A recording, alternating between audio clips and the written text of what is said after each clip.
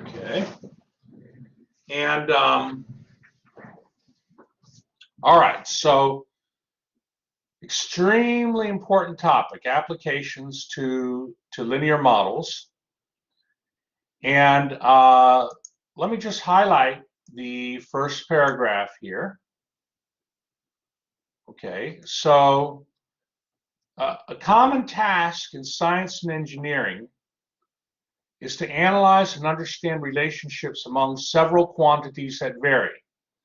This section describes a variety of situations in which data are used to build or verify a formula that predicts the value of one variable as a function of other variables. In each case, the problem will amount to solving a least squares problem. Okay. Okay, so how many have heard of like a line of best fit through data points? Or even a parabola of best fit? Okay, Catherine's heard of it, Eleanor's heard of it. And that really can be, and up to now, you've probably, how many have seen like formulas, usually that involve summations to get like coefficients, like for least squares regression? Maybe there's some formulas. Well, there are formulas actually. Yeah, Eleanor's seen them, and then those formulas are actually can be derived using your knowledge of linear algebra. Okay, and with linear algebra knowledge, we can do a lot more than a line of best fit through data points. We can do a lot more different kinds of curves of best fit. So how do we start here? Well, what we're going to do is we're going to, let me see here, let me just, yeah. So for easy application, okay, we're going to choose notation that's commonly used in statistical analysis. Okay, so instead of the equation a times x equals b, we're going to write the equation x times beta equals y. That vector b, that with the Greek symbol there, let me see here. Let me just, one moment. You can take off. Yeah. This here, this is what's called a design, X is called a design matrix. Design matrix X times a parameter vector beta equals an observation vector Y. Okay, that's what that, so what we're doing is we want to solve a system of equations given by the design matrix X times the parameter vector beta equals the observation vector Y. That's what we want to do. Okay, and so, all right, the simplest relationship, if we go to, I mean, let's sort of start where an example that many of you are familiar with, the least squares lines. So the simplest relation between two variables x and y is a linear relationship. Now that doesn't mean it's going to be a good fit, but if you take experimental data, you're going to get points. Okay, you're going to get coordinates that, when graphed, seem to lie close to the line, close to a line. Okay, they show this here in Figure 1, fitting a line to experimental data. Okay, so this is common, very common in statistics. Okay, so you have, for instance, a variable x, and then you have a variable y. So like, for instance, the variable x could be a person's foot height, okay, or foot length, I should say. X is the foot length of a person, y is the height of the person. So it kind of makes sense that on average, the larger a person's foot size is, the taller they're going to be. Okay, now in that case, the line of best fit would, you know, you have these data points. The line of best fit would go the other way, right? Here, your line of best fit has a negative slope. But For each data point, okay, we call the y sub j the observed value, and the, hold on here, yeah, we call the y sub j the observed value, and beta naught plus beta 1 times xj the predicted value, because that's the value that the model or the line determines. Now, the observed value and the predicted y value determined by the model are not going to always be equal, and so that produces what's called a residual. So you see here in the picture, you have these, let's see, how many data points are in the picture? In figure 1? How many data points do you see there? I mean, they have xn data points, but I'm just trying to sort of, how many data points are they showing in figure 1 in the picture? That's right. Good, Eleanor. 6 data points. And the line of best fit is drawn through the middle of them. And it's drawn to try to keep the residuals. The residuals are the errors between the observed values and the values that so for every x value, there's an observed value y, and then there's a predicted value given by beta naught plus beta 1 times that value of x. That obviously beta naught plus beta 1 times x would be a value on the line. So for all these data points, you have these residuals. And what we want to do is make all those residuals collectively as small as we can make them. So they talk about, I'll highlight this.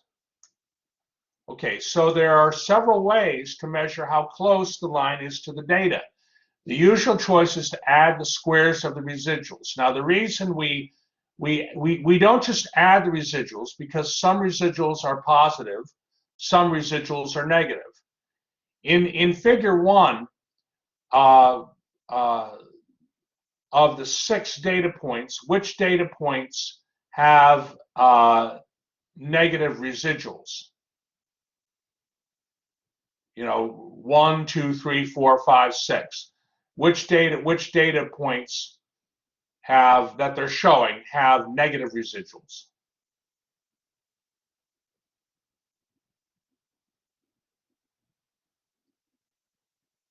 The first data point there, corresponding to x1, is the residual positive or negative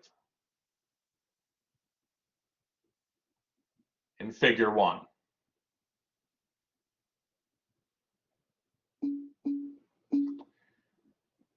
Well, and actually this is interesting. I'm getting some different answers. I guess I would regard that residual as negative. If you take the observed value minus the predicted value, the observed value is, the y value is where the dot is.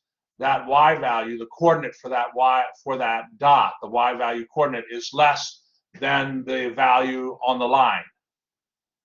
Okay, what about the second data point?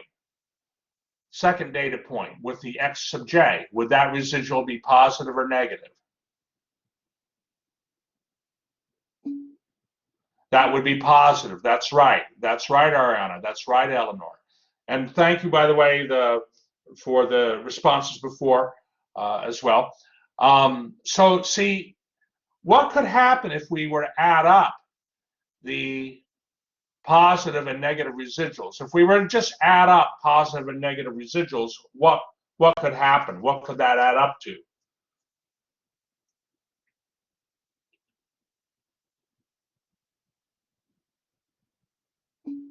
Yeah, it could add up to 0. That's right, Haley. And so you see, we can't, I mean, it's like intuitive, like sort of people when they think about, okay, let me just add these errors up, because you have positive and negative errors, you lose the intuitive feel for the errors, because the errors, they add up to 0, right? Or let's just say for now they could add up to 0. Okay, so what we do is, okay, well, we're not going to add all these errors. If we want to get an idea of all of collectively all the residuals, let's take each residual, whether it's positive or negative, square it, and then add up the square of the residuals, and then take the square root of the sum. Okay, so then that's what they're saying here. The least squares line is the line given by y equals beta naught plus beta 1x that minimizes the sum of the squares of residuals. This line is called the line of regression of y on x, because any errors in the data are assumed to be only in the y coordinates. Okay, so and beta naught and beta 1 are called regression coefficients. Okay, so effectively, then, if the data points were all on a line in the perfect situation, okay, if the data points were all on a line, then the parameters beta naught and beta 1 would have to satisfy this system of equations. That's if the data points were all on one line.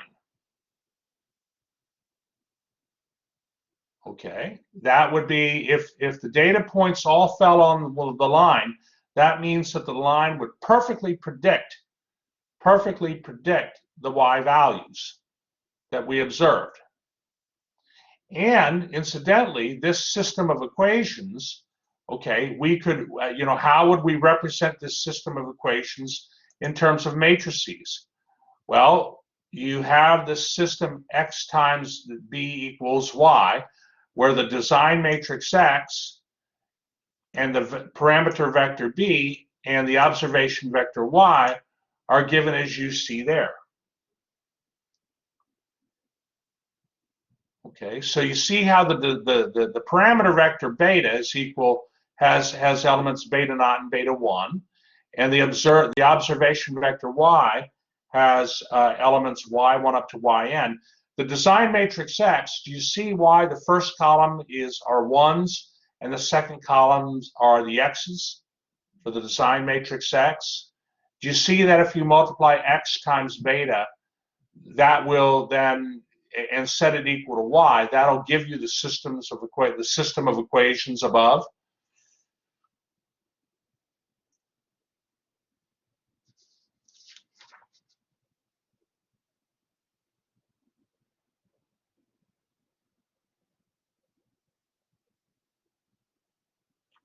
Are there any questions on what you're seeing?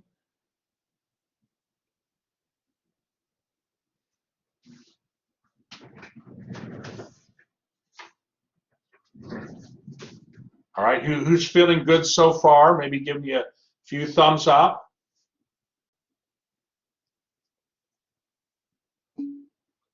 Excellent, excellent. Ben's feeling good. Name is feeling good. All right, very good, very good. Are there any questions?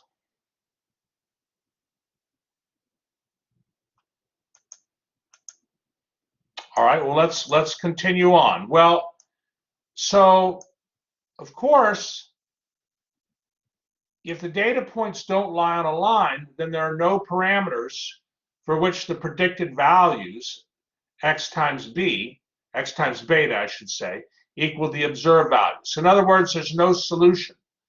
And so we're presented again with a least squares solution with different notation.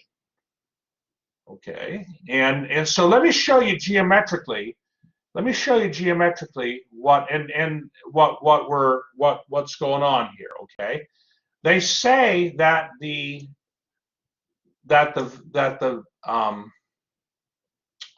well, let me go right to my little handout here. All right, let me go to my handout. I want to go. I'm going to geometrically show you as well what's going on here. So one moment here. Okay, I think there's enough. I mean, this is fine what we have in front of us, but But particularly this last paragraph where they talk about least squares solution, I want to show you that geometrically. So, okay, here we have the same situation, okay, and what we're doing here is a geometric interpretation of figure 1 that you just saw, where it had the line of best fit going through the data points. Okay, so let me give you a moment to copy down the design matrix, the observation vector, and this, of course, is your parameter vector, right? That vector beta. So let me label that.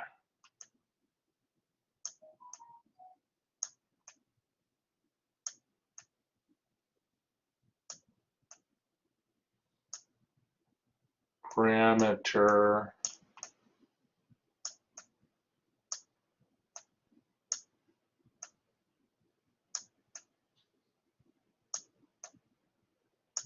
vector.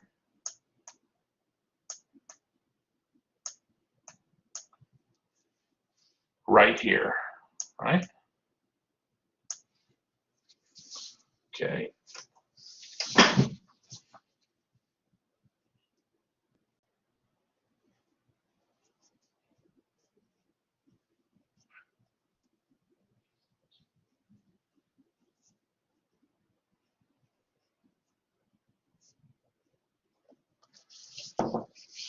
Okay, so if you take the design matrix, okay, if you take the design matrix here, okay, and in this case, the design matrix has n rows by 2 columns, and you multiply it by the vector B, which has 2 rows by 1 column, you're going to end up getting then, hold on here, let me try to make that a little nicer.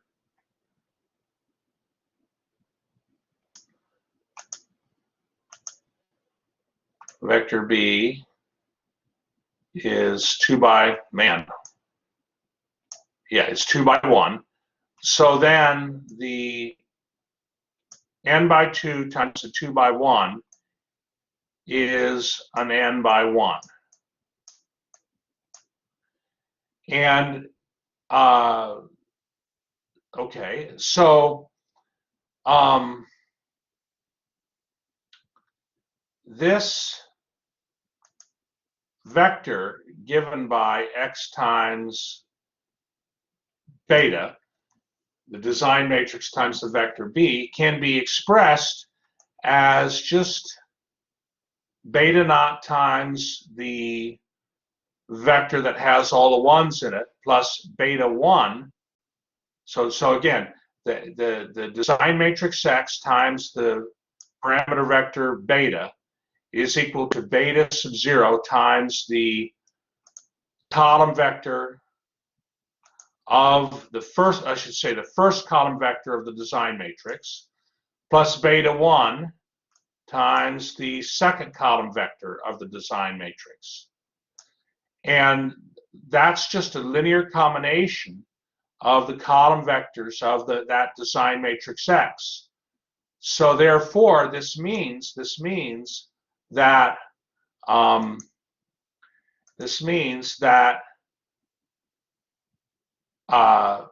X times beta,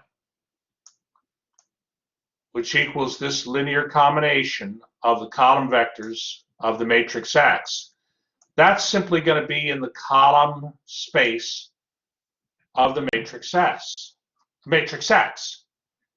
So let me phrase it again. I want to make sure I'm phrasing it right.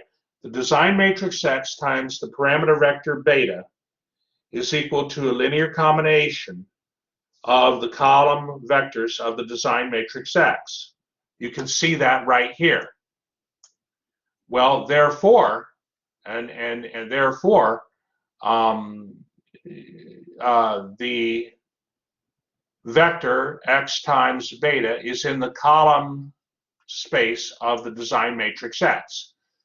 So pictorially, this is what we have here, down here below. Okay, so let me give you a moment to copy this, all this down. Okay, and then we'll talk about it a little bit. Let me know if you have any questions.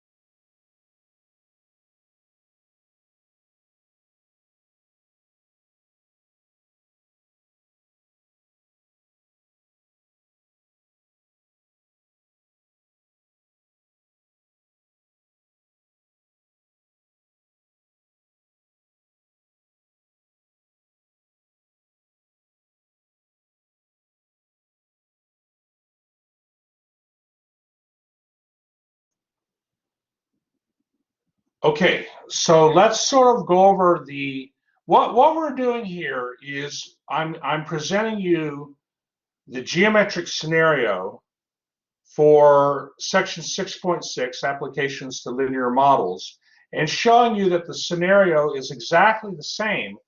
That geometric scenario is exactly the same as what you saw in section 6.5 when you looked at least squares problems. So instead of AX equals B, your system of equations comes from the design matrix X times the parameter vector beta equals the observation vector Y. And in this situation, it has no solution. Okay, if it did have a solution, you wouldn't need section 6.6, right? Now, what we do is we then, in that case, we look for the least squares solution, which is denoted by beta hat. And that least squares solution is going to minimize the distance between the vector y and the vector x times beta. Geometrically, we can see this in the picture. So what I've drawn is I've drawn a vector y that lies outside the column space of the design matrix X. And it has to lie outside the column space of the design matrix X. Vector y has to lie outside the column space of the design matrix X, because if the vector y did lie in the column space of the design matrix X, then that would mean that x times beta, x times the vector beta equals vector y would have a solution, but it does not have a solution. So the vector y falls outside the column space of the design matrix X. Now, of course, there are many linear combinations, many vectors, x times beta, that exist. You just give me a vector beta, and I'll multiply, I'll take the design matrix X and multiply it by that 2x1 vector beta, and I'll get a vector, right? and the vector will be in the column space of the design matrix X. But what we're interested in is the vector beta hat, because X times beta hat is the least squares solution. That particular vector, which we denote by y hat now, that vector will lie in the column space of design matrix X, but it is the least distance to the vector y. So again, X times beta hat lies in the column space of design matrix X, and that vector, I want to say this right. X times beta hat is the projection of the vector y onto the column space of design matrix X. And that projection vector, y hat, is the vector, the only vector in the column space of design matrix X.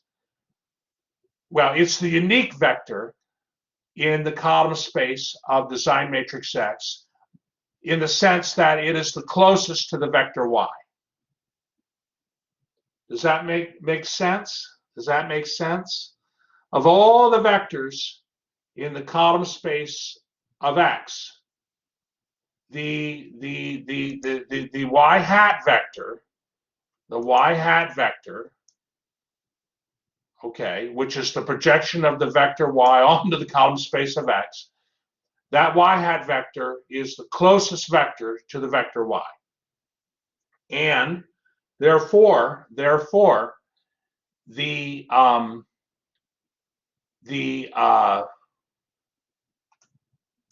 vector beta hat will minimize I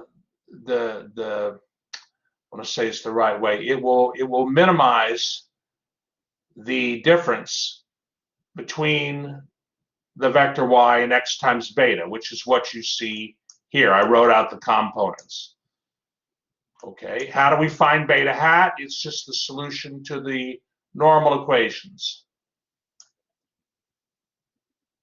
So this is this situation where we're finding a line of best fit through data points is simply a least squares problem, restated from section 6.5. Okay. And of course, in this problem, the dimension of the column space of X, of design matrix X, is just equal to 2.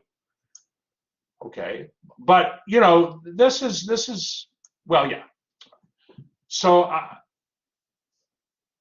there any questions? Any questions at all so far? Is this helpful? This little geometric figure I made up. I'm trying to tie in what they're talking about in the book in section 6.6 to the geometry you learned. Excellent. Thank you, Eleanor. Very happy to hear that.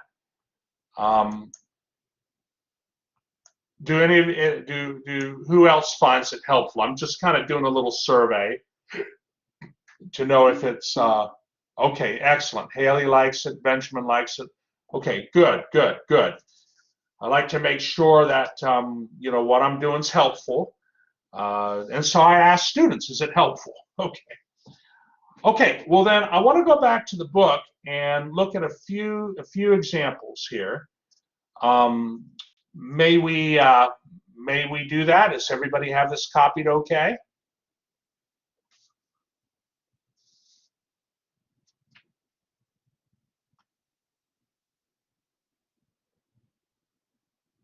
All right. Well, then we'll go back to the book here. And we'll go right to an example, example 1. Okay, so in example 1, they want you to find the equation. Okay, of the least square line of best fit through these 4 points. Okay, so the design matrix look at the design matrix. Okay, take a moment to look at that.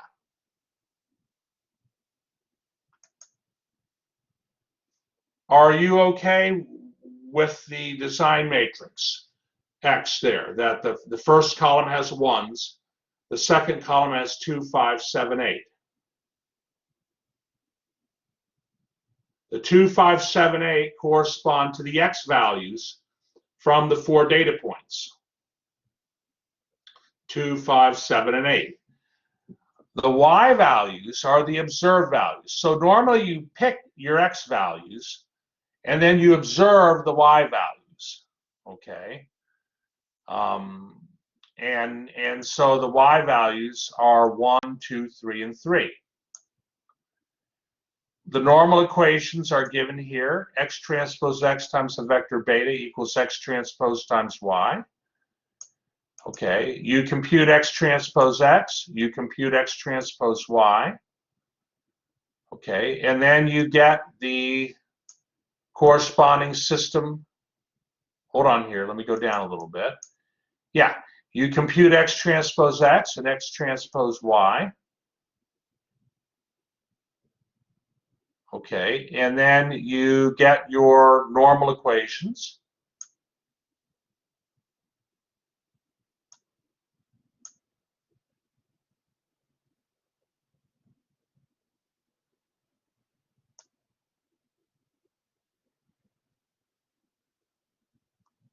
And therefore, you can solve for the parameter vector beta. You can solve for it. Okay, and since the column vectors of the design matrix X are linearly independent, you can solve like that. You can just solve, and it turns out that beta sub 0 equals 2/7, beta sub 1 is 5/14, and so the least squares line is going to have equation y equals 2/7 plus 5/14 x. And what they've done is they've drawn that least squares line through the 4 data points in the problem. The 4 data points in the problem had coordinates 2, 1, 5, 2, 7, 3, and 8, 3. Okay, are there any questions on that?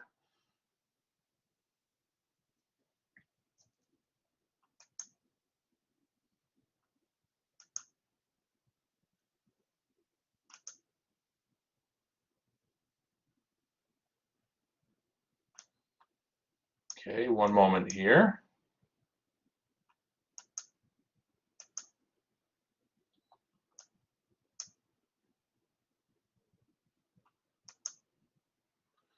Okay, all right. So, well, let's move forward a little bit now in the book. Let's get a little more general here.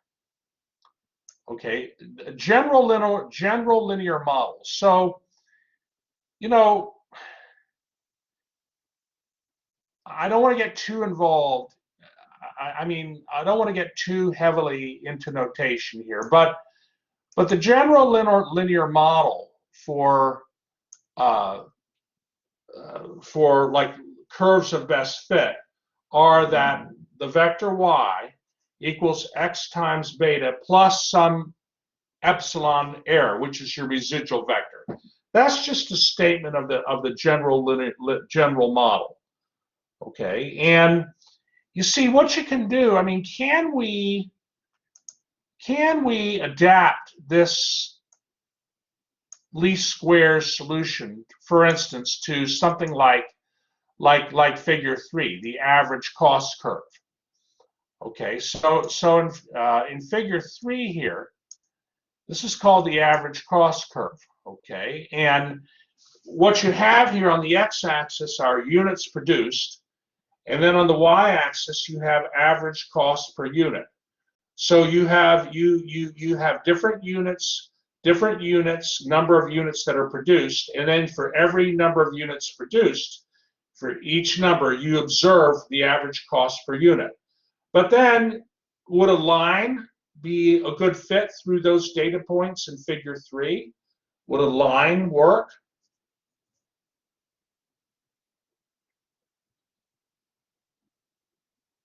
Would a line do a good job through those data points, or would a parabola do a good job?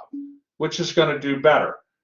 That's right, Haley. A line of best fit isn't going to work too well. Okay, it's going to be kind of awful, right? But a parabola of best fit, a quadratic curve, would work well. And incidentally, why do you think it looks like, the average cost per unit?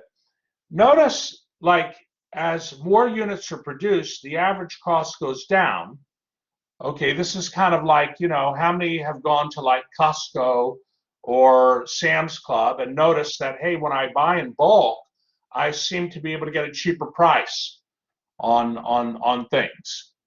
How many have noticed that? For instance, if you buy a bunch of cans of soda at Costco, you get a cheaper price per can of soda than you do if you go to like just a kind of a regular store. How many have noticed that? That buying in bulk seems to you pay less if you buy in bulk. How many have noticed that? Okay, Catherine says yes, bulk is much cheaper, and that's really the idea behind these stores like Sam's Club and Costco, right? When you buy in bulk, you can get things cheaper. But it isn't, if you notice that on that figure 3, yes, that's true, but eventually if you have for more units produced, it looks like the average cost goes up. So in other words, the company that's producing these units, at some point, if they want to produce more units, the average cost actually increases for them. Why might that be? Why might that be?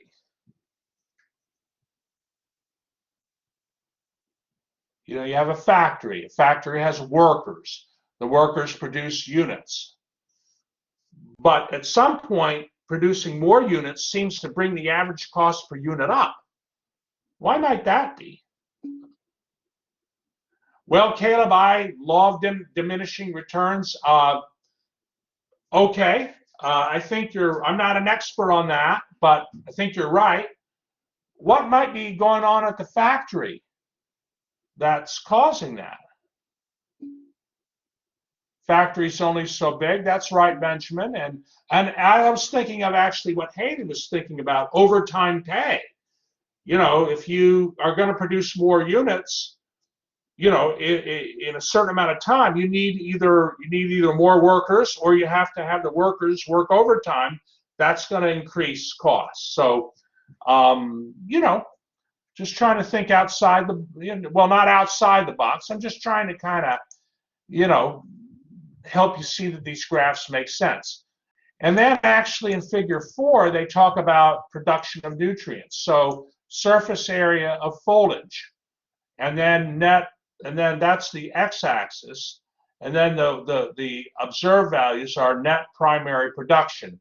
So they talk about in ecology, and this is not something I'm honestly an expert on, but they say that in ecology, a parabolic curve that opens downward is used to model the net primary production of nutrients in a plant. Okay, so it's kind of the opposite effect. Kind of the opposite effect. At some point when the foliage is greater, the primary production goes down, and maybe this gets to what Caleb was saying about the law of diminishing returns. But the point is, in these kind of examples, well, we would not use a model given by just y equals beta sub 0 plus beta 1 times x to model the data and to get a curve of best fit. We would have y equals beta sub 0 plus beta 1x plus beta 2 times x squared. That's what we would want in these kind of situations. And so you could ask yourself, okay, well, all right, what would my what would my observation vector y be? What would my design matrix X be? What would my parameter vector beta be? Well, if we again think about what we're trying to do here, we're trying to solve, whoops, didn't want to go that far yet. We're trying to solve, right, these systems of equations, and they have the residuals there. They really pretend that they're not there, right? But based on the system of equations here, I hope you see that this is the model that we are going to have. So your design matrix here consists of 3 columns. Column vector of 1s, so that the design matrix X, maybe I can, you know, I don't want to highlight everything, but the design matrix X consists of 3 column vectors: vector of 1s, vector of x's, and the vector of x squareds. The parameter vector B consists then of 3. It consists of beta 0, beta 1, beta 2. All right. Are there any questions on that? So like for these problems, the challenge is figuring out the design matrix, okay, and the parameter vector. That's really the challenge. You can't do the problem until you've determined your design matrix and your parameter vector. Are there any questions on example 2?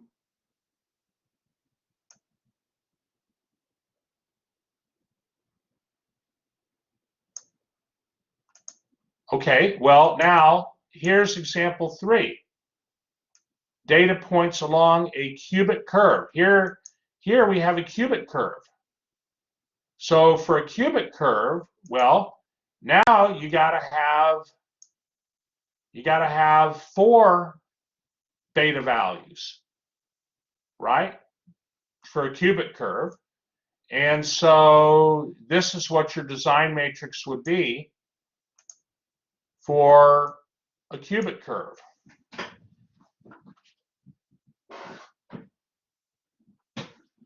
Okay, so you have to come up with your design matrix. But the point is, this all, you know, this theory. So like now in this case, the design matrix X, the column space of, like for example 3 here, the column space of the design matrix X is a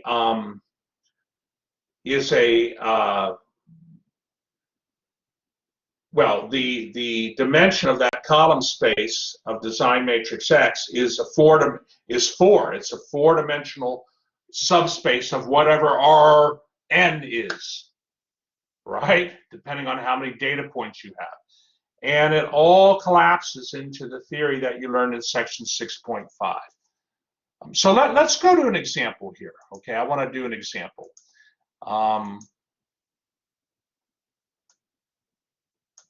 Yeah.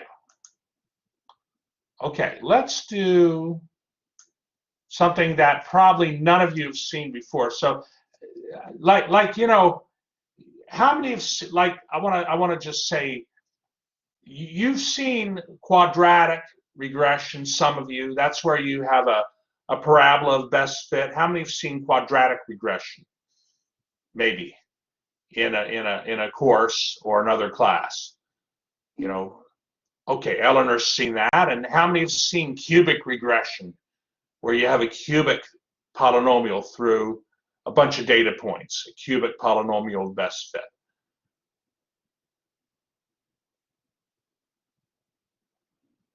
All right, well, maybe you haven't seen that, but the quadratic of best fit, certainly some of you have seen. Let's do an example that none of you have probably seen. Okay. So I'm going to give you a moment to copy this example down.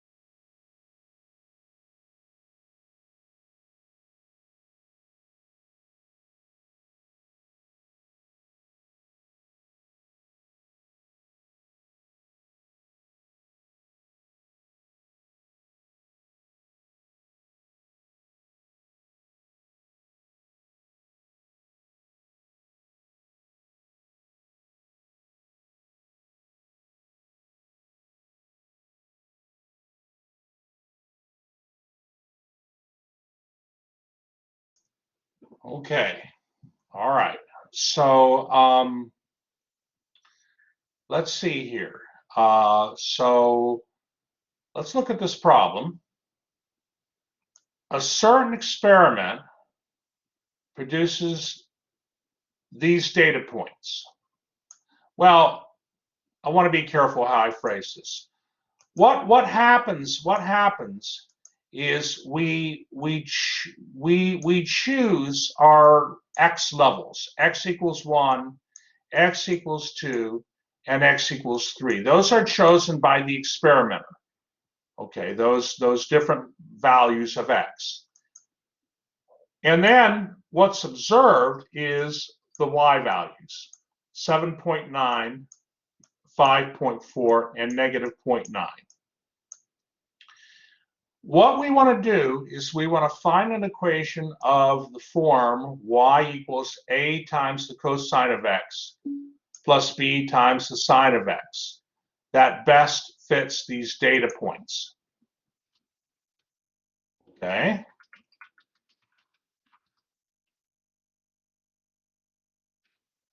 So given that, hold on here, class. All right. So given that, you know, what's the first thing that we have to do? What's the first thing that we have to do in this problem?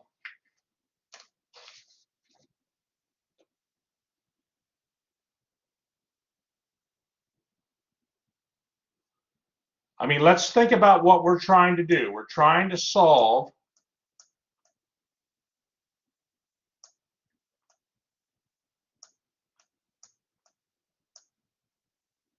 design matrix X times vector times parameter, sorry, design matrix X times parameter vector B equals observed value Y.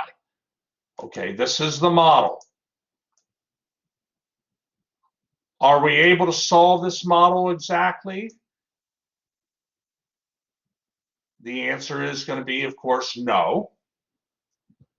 So what I want to do, right, what I want to do is I want to find the least squares coefficients for beta. That's beta hat. I want to know what and how many what would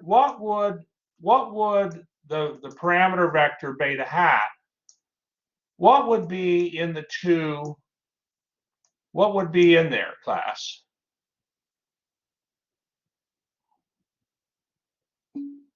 That's right. Good, Haley. Good, Benjamin. A and B. A and B. Of course,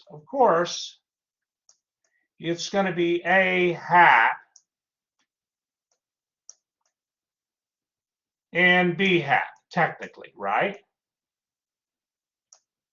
Because A and B, there's no exact, there's no A and B that would work. That there's no, there's no A and B that's going to solve this system of equations exactly. So we're going to find the least squares solutions, A hat and B hat. Okay. Now, in order to do that, okay, well, what do we need to find? What do we need to identify? Well, think about your system of equations here. We need to identify the design matrix X, and we need to identify the observed value, the observed vector, the observation vector Y. And of course, vector beta, the parameter vector beta, is just going to be A and B. So what would the size be? What would the size be of the design matrix X? What would the size be of the design matrix X for this problem?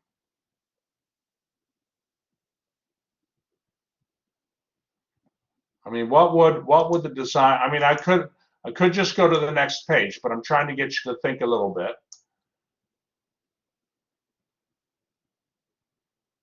Well, let's think about it. Let's think about it. So hold on. Hold on here.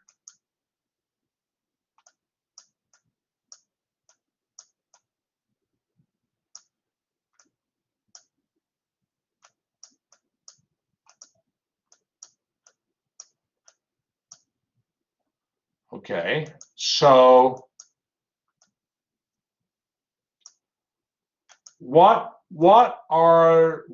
how many rows, how many columns for the observation vector Y? How many rows, how many columns? Based on our data points, we have 3 data points. So what are the dimensions for the vector Y? What by what? 3 by 1. That's right, Hum. That's right. That's right. 3 by 1. What are the dimensions on the parameter vector beta?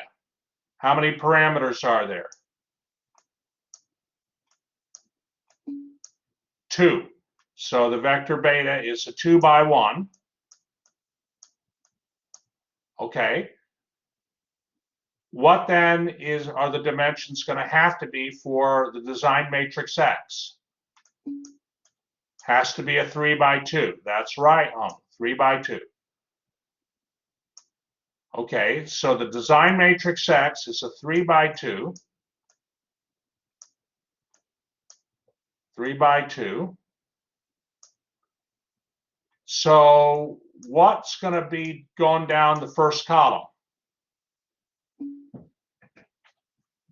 Well, the first column, is it going to be ones? And I appreciate all responses.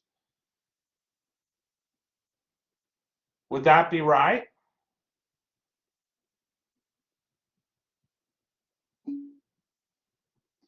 Well, it'd have to be something with 1, 2, and 3. Ariana and Eleanor, you're a little closer.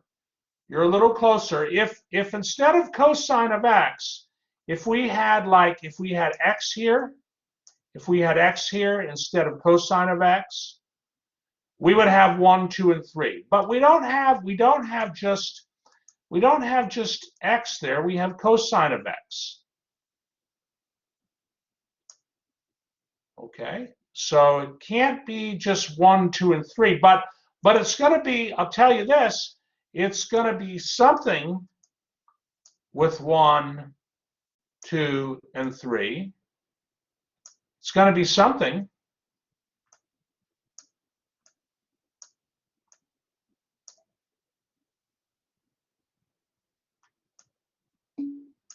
Ah, good. Good, Eleanor. Good, Haley. Good, Hung. Cosine of 1.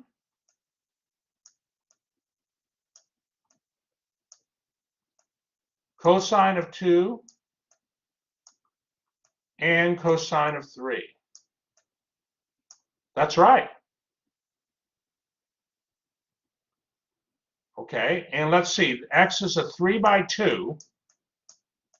Okay, so that takes care of the first column. What about the second column?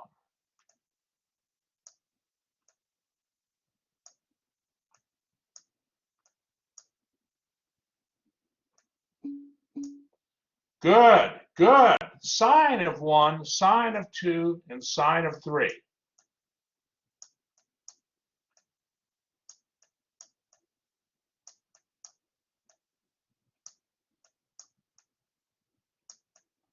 That's your design matrix.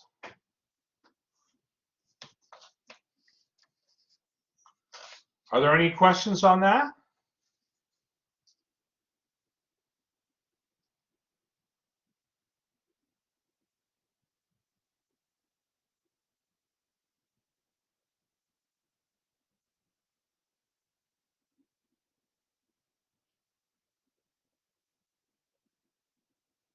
Okay, okay.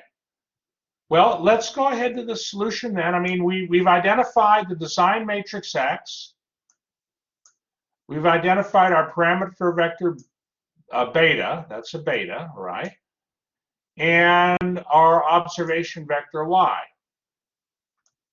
The least squares solution, which is the vector beta hat, is found by solving the normal equations given here.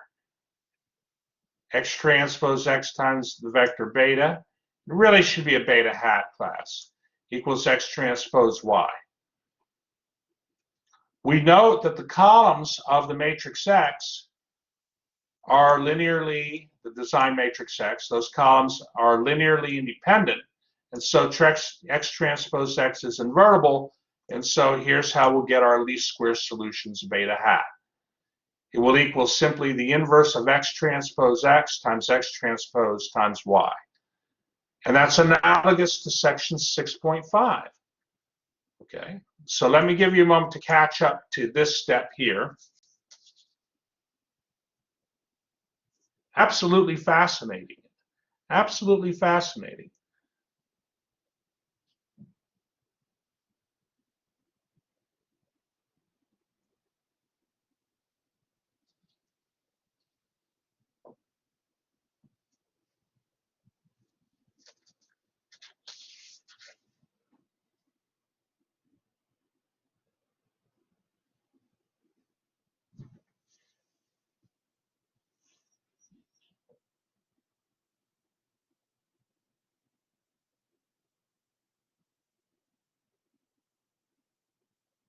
Let me know if you have any questions.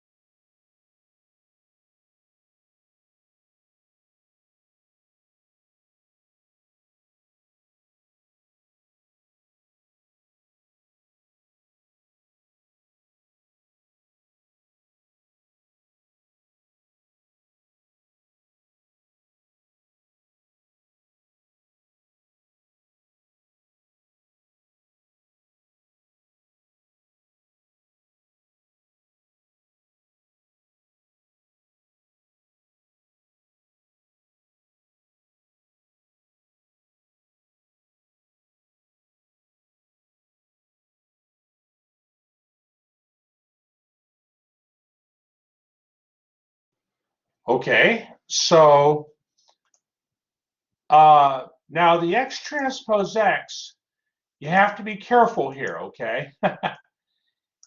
Because, you know, what students might be tempted to do, and of course 1, 2, and 3 are radians, those are numbers, so it's radian measure. What students might be tempted to do is when they find their X transpose X matrix, they might choose to just, okay, I'll approximate the cosine of 1 and the sine of 1 and the cosine of 2 and the sine of 2, cosine of 3, sine of 3. I'll approximate those. But you can't. You can't do that. You have to actually type in MATLAB the exact design matrix. Because if you don't, if you use decimal approximations for, you know, and let's see, in this case, the matrix X was a 3 by 2, right? 3 by 2.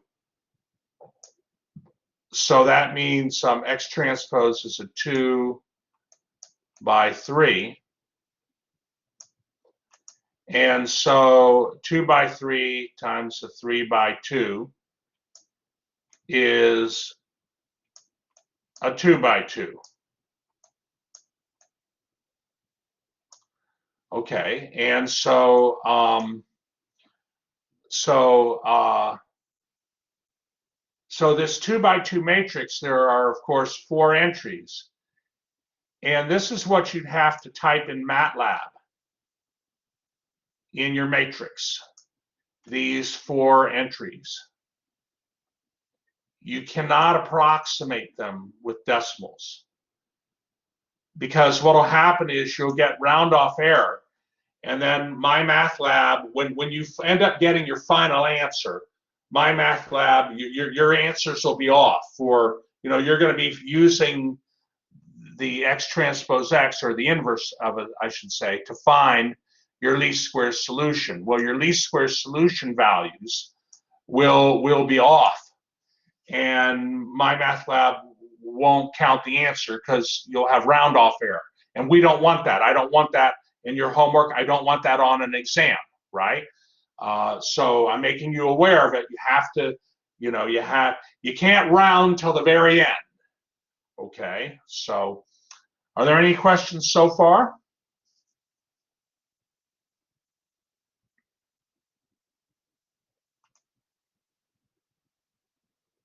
All right. Let me know when you're ready to go to the next page, and I'll go to the next page.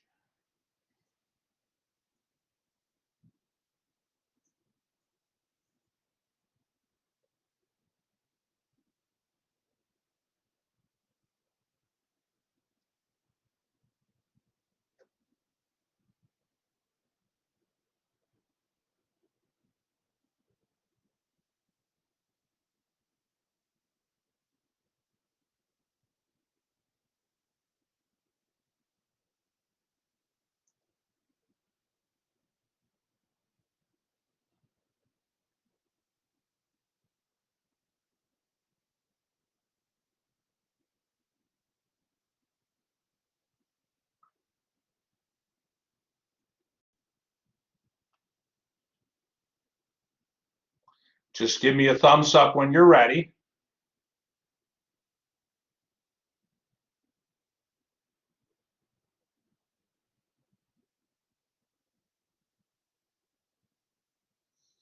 I'll tell you what I'd like you to do.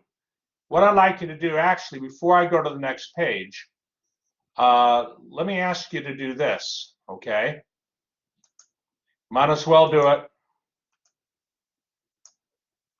What I want you to do is to go into MATLAB, okay, and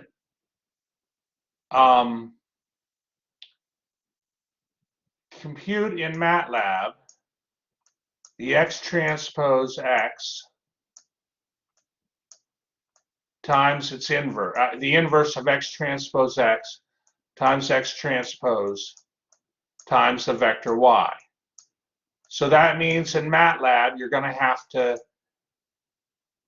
well, want to be a little careful here. I guess in MATLAB, what you have to do, right, is, hold on here. In MATLAB, what you have to do is you have to type in your vector x, okay, and you have to type in that vector y in MATLAB. And then in MATLAB, so in MATLAB,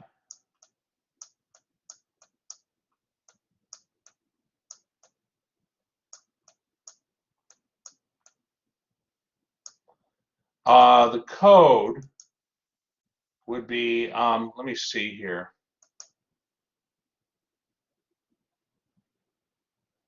One moment here, class.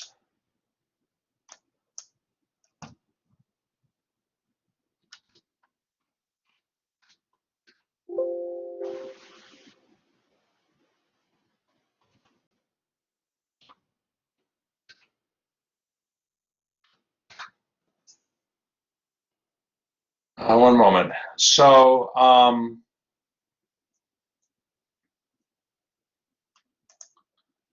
so what you would do is type this. You'd have, for transpose, you can use the little, like, apostrophe symbol. So you'd have x prime times x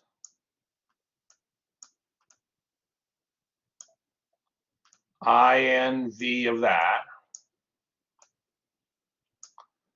So what I'm trying to do is I'm trying to show you the code, the MATLAB code. So you have INV for inverse of x prime times x, that's x transpose times x, times x prime times y. Okay, this should be the code, the MATLAB code that will give you the values for beta hat. I'd like you to type in MATLAB, and I'm going to let you do it. Okay, I'd like you to go into MATLAB. I mean, I guess I can do it. I guess I can do it. All right, let me go in with you here. Okay, let me go in with you here. So, hold on. One moment here.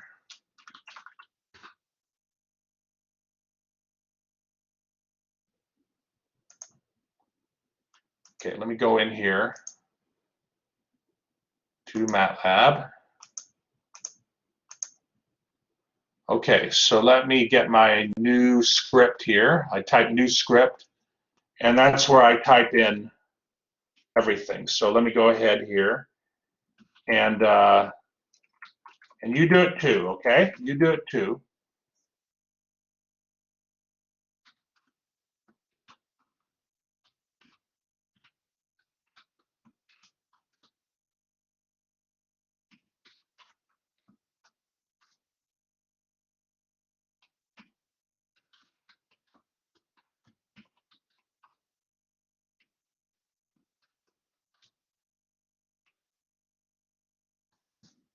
Okay, let's see here. It's all showing good.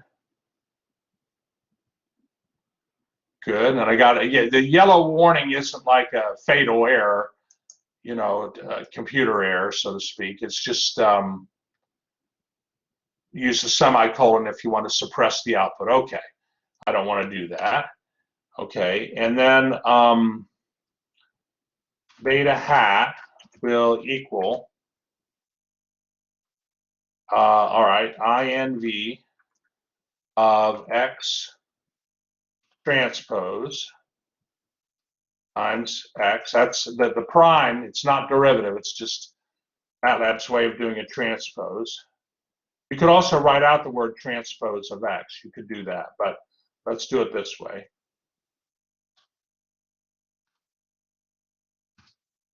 Okay, so, okay, everything looks good so far.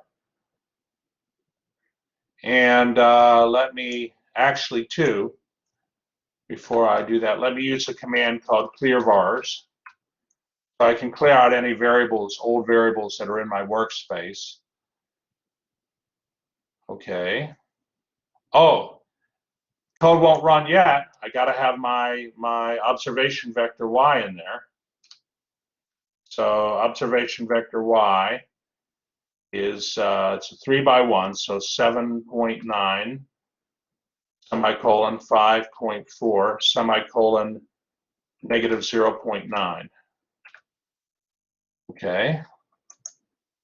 So hopefully, wouldn't it be great if this ran perfectly the first time? This would be wonderful. And on the incidentally in your homework on the final exam for these kind of problems, section 6.6 problems, you can use MATLAB to compute your least squares solution, just like you're doing here. I would need to see your design vector and your observation vector and parameter vector. You'd have to write that down on your paper, but then to get the least squares solution, you could, the beta hat, you could use MATLAB. So let's see here. Hopefully everything will work.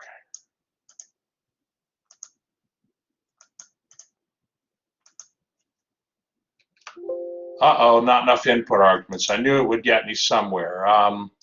Hold on here. This is what I didn't want. I didn't want in the recording to have an error. Error using the sign. Oh, wait, hold on. I bet this is the problem. Okay. Had a space there. Okay, there we go. There we go. Okay, so, all right, there's that.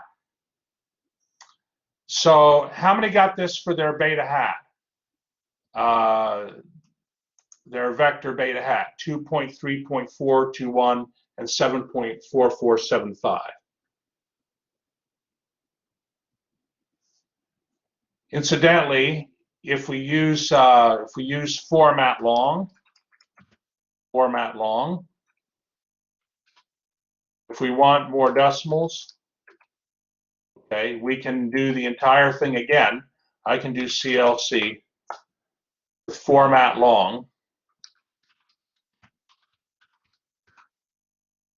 And paste it. And see that? Is that enough decimals for you? Decimal places? Okay, are there any questions on this before I go back to the final page here, the solution? All right, let me go back then. And I know we've used a lot of the lecture time here. It's just this takes time to do. It's so important. We don't want to miss anything.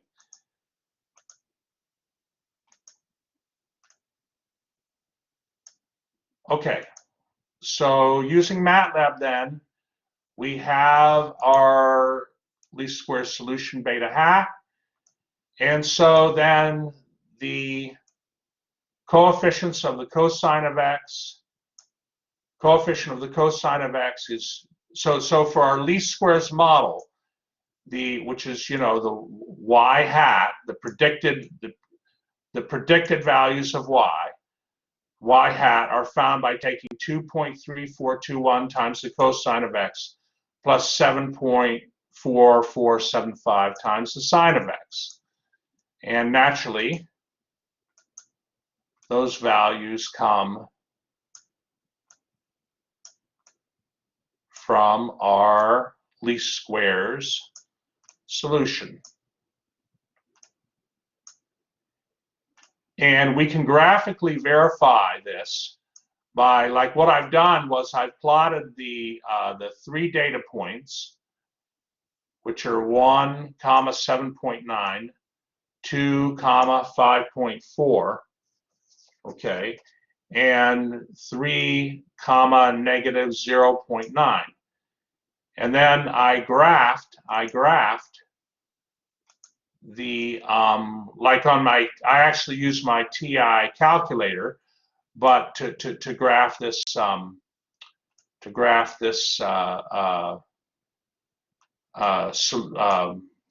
curve of best fit, okay, the y hat curve of best fit.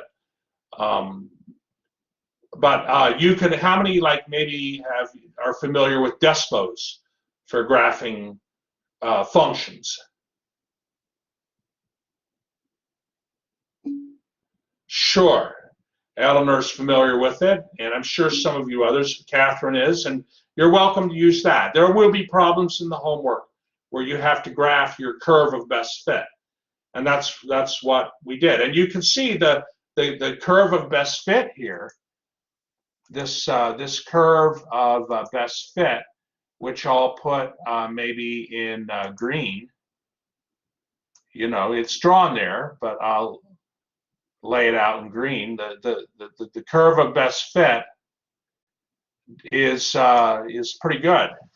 Does a pretty good job of estimating those data points. And for some reason, the for this data, wherever it came from, for this data, the you know, biologist or statistician or, you know, data scientist, whoever it was, they wanted to model the data with a linear combination of a cosine and a sine function. And, you know, and it does a pretty good job. And I did have one question for you. Why does the curve start here? You notice when x equals 0, the curve starts there. What this isn't a data value, but what is that coordinate when x is 0?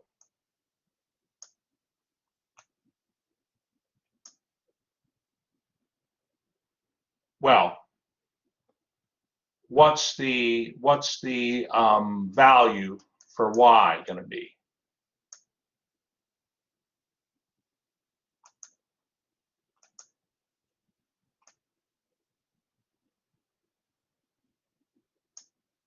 What's the y-intercept?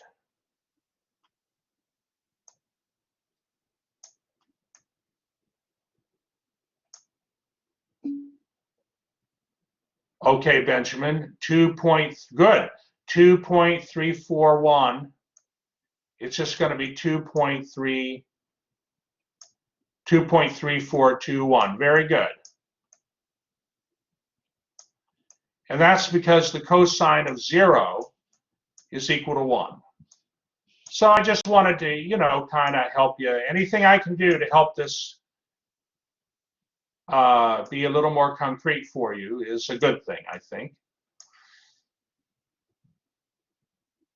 The sine of 0 is 0, so you just have it, you know.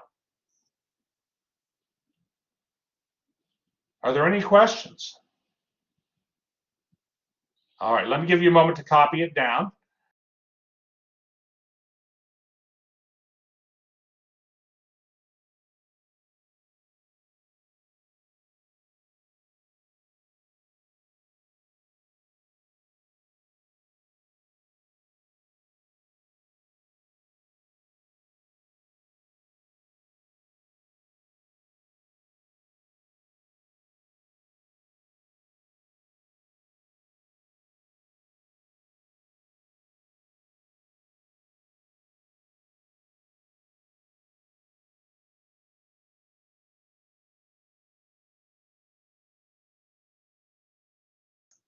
Okay, and while you're copying, how many of you think this is really absolutely, really kind of fascinating, what you're learning here in chapter 6, this section 6.6, these applications?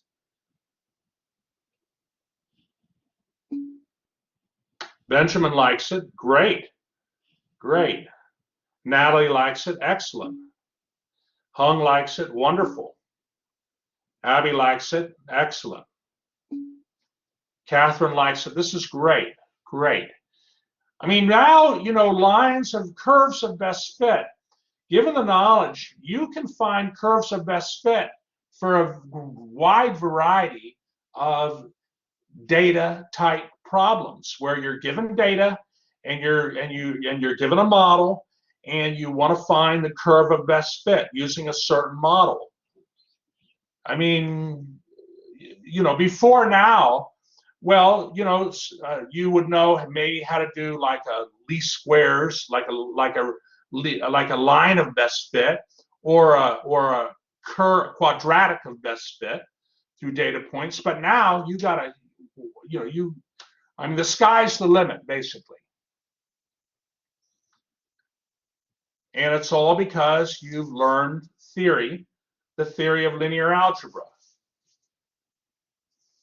And I can tell you this is going to be very helpful in future courses. I use this a lot in my courses. And of course, I took statistics. Statistics is what my PhD's in, mathematical statistics, and this is used a lot. But it's used in many applications. We saw a couple of them, right? We saw the economics application with the average cost. We saw the surface area of a foliage application with net primary production for nutrients in a plant. So, you know, it's just really cool. All right, let me stop the recording.